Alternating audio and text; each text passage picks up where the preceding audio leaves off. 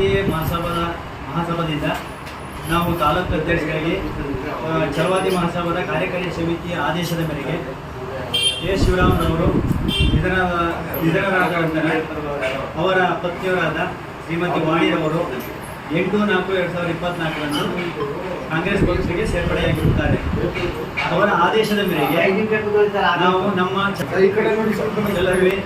ಬಣ್ಣ ನೀನು ಮುಂದಿನ ದಿನಗಳಲ್ಲಿ ಲೋಕಸಭಾ ಚುನಾವಣೆಯ ಭೀಷಣ ಕ್ಷತ್ರಿಯ ಬೋಸರು ಅವರಿಗೆ ತಂದ್ಬಿಟ್ಟು ಈ ಪತ್ರಿಕೆಗೋಷ್ಠಿಯನ್ನು